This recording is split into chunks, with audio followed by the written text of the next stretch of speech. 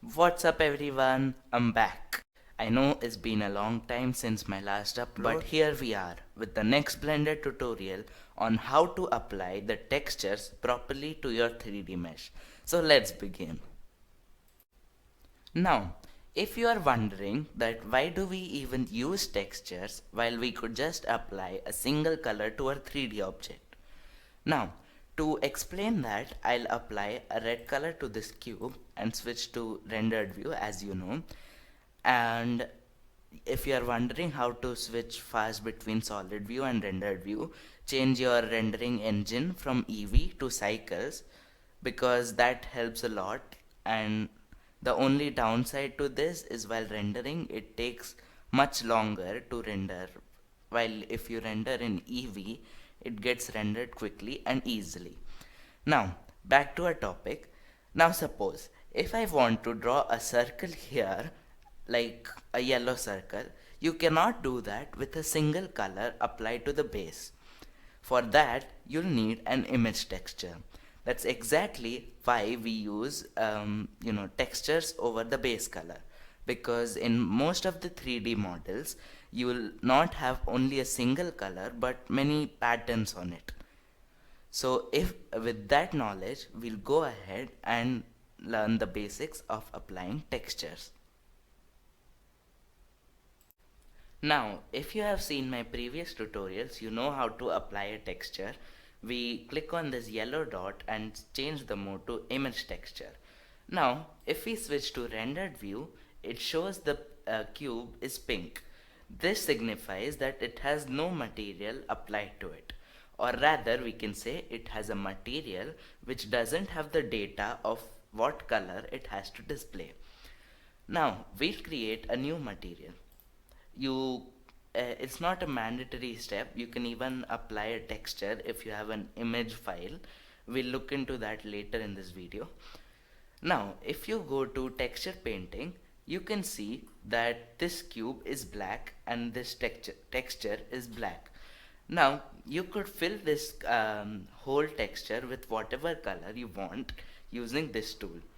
Suppose you can press N to change the color. We have seen this in our previous tutorials. And then fill this, the cube will become blue. This is same as changing the base color.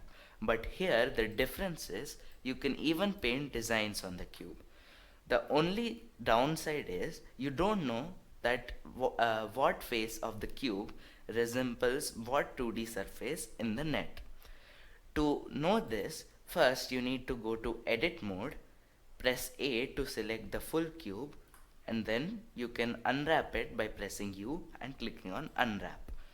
Now, if you go to UV editing, you can see all the faces of the cube. Now, if I select this face, it will only show that face. So you know that which face resembles what. Now, if you want to edit this texture, you can click a screenshot of this. Be careful with this. Or you can even save this image, like, save as, and then you can save it wherever you want. Now, to edit this texture, you can use any software like Photoshop.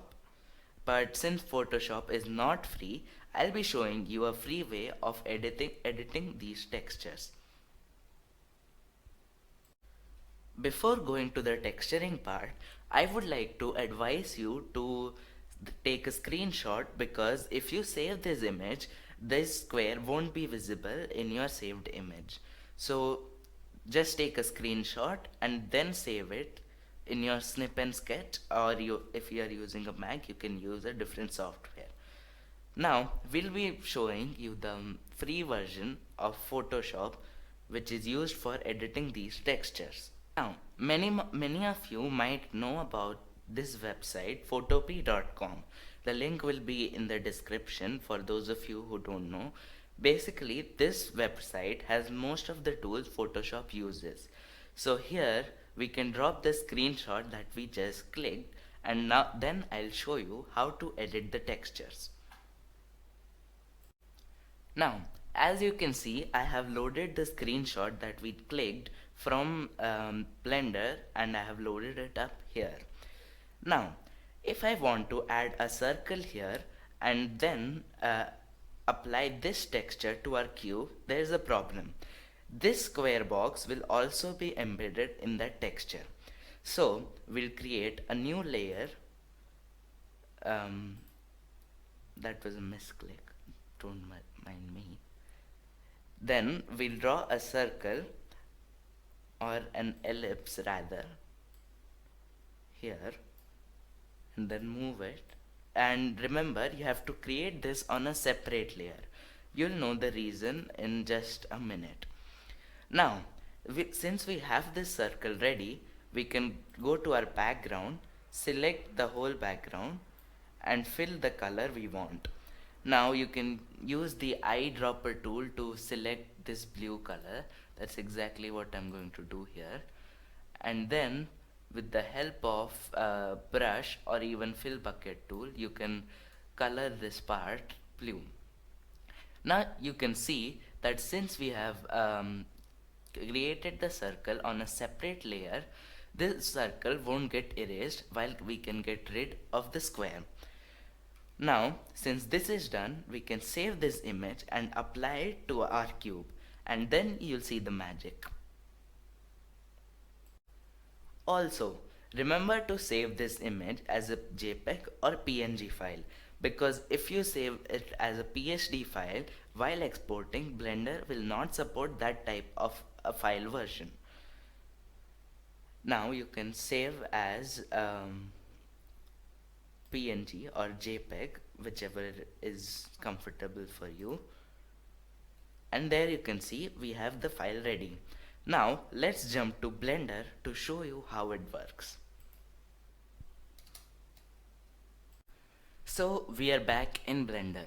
Now it's time to apply the texture to our cube.